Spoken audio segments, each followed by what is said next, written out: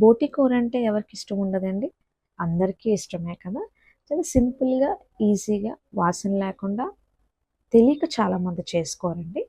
ఈ వీడియోలో చాలా సింపుల్‌గా, ఈజీగా వాసన లేకుండా ఎలా చేసుకోవాలో చూద్దామండి. So, hi friends, welcome back to our channel. అందరూ ఎలా ఉన్నారు? బాగున్నారా? నేనైతే చాలా బాగున్నానండి. ఇంకా లేట్ చేయకుండా వీడియోలోకి వెళ్ళిపోదాం. ఫస్ట్ ఈ బోటిని మేమైతే కొనిన వాళ్ళ దగ్గరే క్లీన్ చేయించేసామండి. క్లీన్ చేయించేసి మళ్ళీ ఇంటికి తెచ్చుకొని పసుపు వేసి బాగా వాష్ చేసాము. సో, ఆ స్కిన్, ఆ చెత్త అంతా వాళ్ళ దగ్గర తీయించేసి ఇలాగే తెచ్చేసుకొని మేము బాగా వాష్ చేసుకున్నాం పసుపు వేసుకొని. అది పక్కన పెట్టుకొని ముందుగా ఒక 4 మీడియం సైజ్ ఉల్లిపాయలు, టమాటా, అల్లం వెల్లుల్లి, 2 పచ్చిమిర్చి తీసుకున్నామండి. బాగా ఉల్లిపాయలు, పచ్చిమిర్చి, టమాటోలు బాగా తురుముకోవాలి. చిన్న చిన్న ముక్క వీడియోలో చూపించినట్టుగా చిన్న చిన్న ముక్కలుగా బాగా తురుముకోవాలండి. అల్లం వెల్లుల్లి పేస్ట్ అండి ఇది. సో, మనం బాగా వాష్ చేసి పెట్టిన ఆ కూరని ఉప్పు వేసుకొని ఒక 3 స్పూన్లు ఉప్పు వేసుకొని, నేనైతే 2.5 దగ్గర దగ్గర ఒక 3 స్పూన్లు ఉప్పు వేసుకొని, ఒక 3 స్పూన్లు కారం వేసుకొని బాగా కలుపుకోవాలండి. ముక్కకనేది బాగా పట్టించుకోవాలి. ముక్కకి బాగా పట్టించుకొని పట్టే విధంగా బాగా కలుపుకోవాలండి. నేనైతే కొన్ని వాళ్ళ దగ్గరే చెప్పాను కదా, ముందే కొన్ని వాళ్ళ దగ్గరే మేము క్లీన్ చేసేసాము. ఆ వీడియో మీకు చూపిద్దాం అనుకున్నాం, బోటి ఎలా క్లీన్ చేయాలన్నది. కానీ వాళ్ళ దగ్గరే క్లీన్ చేయించి తెచ్చేసామండి.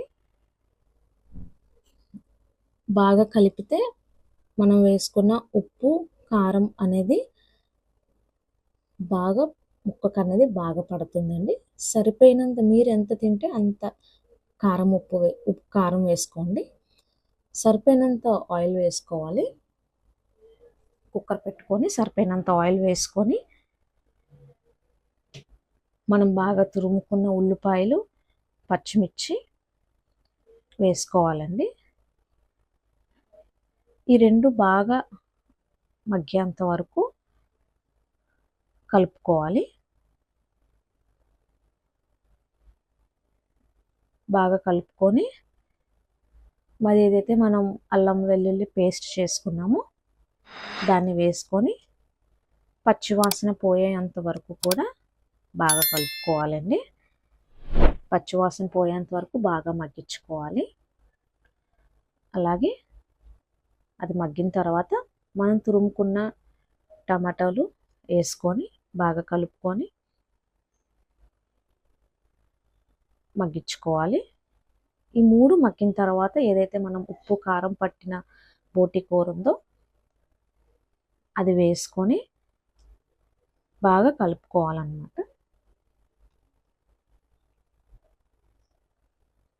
బాగా మిక్స్ అయ్యేలాగా ఉల్లిపాయలు, టమాటాలు, పచ్చిమిర్చి, అల్లం వెల్లుల్లి పేస్ట్ బాగా మిక్స్ అయ్యేలాగా బాగా కలుపుకోవాలి.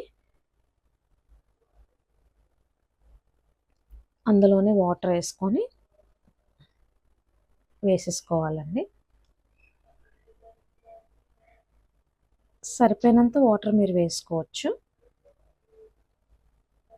అంటే గ్రేవీ ఎంత కావాలో చూసుకొని అంత వాటర్ వేసుకోవచ్చండి.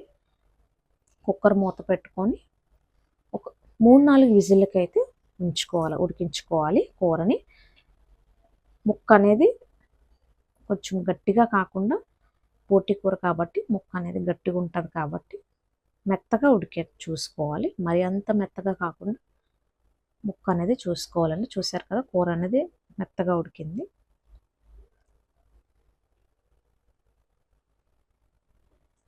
ఇది ఇవాల్టి వీడియో.